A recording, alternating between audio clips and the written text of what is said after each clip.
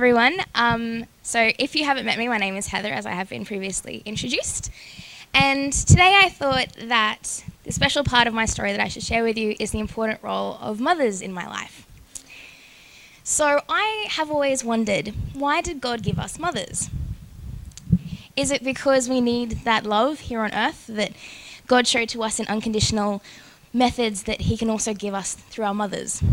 Because it's our mums that we go to when we're sad, when we're upset, when we don't know what we're doing. I know that so many times during my life, I've come to a point and I've gone, oops, I've made a really big mistake. What can I do? And the first person I run to is my mum. I think it's also because they have this inexplicable way of teaching us things. What I think is the most important thing about my mum is she taught me so much about my faith. So before I was born, my mum made the decision that she wanted me to be brought up in a Christian household.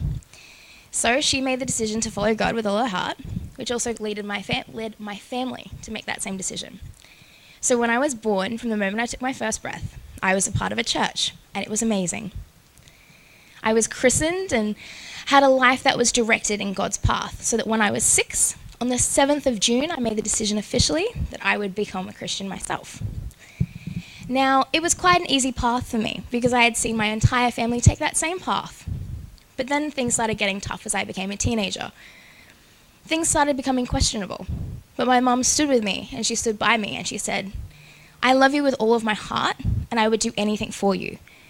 But at the end of the day, I'm not the one that died on a cross for you. I'm not the one who made a way for you. That's something I can never do, but Jesus has done for you. She encouraged me in my faith journey. Further, she taught me some really awesome ways to pray. Mark knows very well about my fickle prayers, where I'll go into a shopping centre and I'll close my eyes and go, Jesus, please give me a car park. And I'm like, okay, God, this is my one fickle prayer. Please let this work. Now, if anyone's been to Chermside lately, you know that finding a car park is very difficult. And I was meeting Mum there for lunch yesterday. And I drive in and I'm like, God, please, please, please, please, please, can I have a car park? Not expecting much of it. 10 seconds later, I pull into a car park.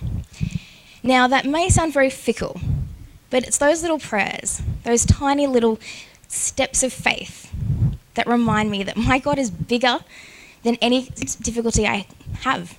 He's strong enough to save my life, while also strong enough to give me a car park. And my mum taught me that.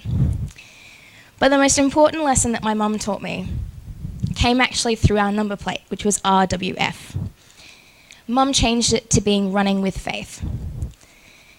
Mum was a single parent for, when did you come in? 21. For 21 years. And so Mum had to not only play the role of mum, but also dad. And she did it wonderfully. And we had a lot of hard times during that. There were times where we had struggles because one income's really hard. There were times where we had struggles because it's hard playing two roles in a family. But Mum always would say to me, that's okay, my darling, because we're running with faith. It's okay that we've got struggles happening because we're running with faith. When Mum lost her own mum, she looked at me and she said, it's going to be okay because we're running with faith. That running with faith is what inspired me to take a leap of faith and become a teacher. That running with faith is what inspires me at the moment that when things seem difficult, I'm still going to be okay because my mum taught me to run with faith. Something else that my mum taught me is that while I have a mum in her, I also have mums in the women around me in my church. Being a mum is not something that is necessarily given to you by a biological right or by giving birth to a person. But being a mum is also having love and influence over a person. It's being able to have coffee with me on Thursday mornings, like Gay does about every fortnight. It's about just loving on people. And so I'm so blessed as well by the fact that here at Peace, I'm surrounded by loving mothers who are teaching me all the time. Teaching me to be hospitable, teaching me about love. And that's why I think that mums do have the role as teachers, which is something that I love. And I think it's been echoed twice, in fact, in Proverbs.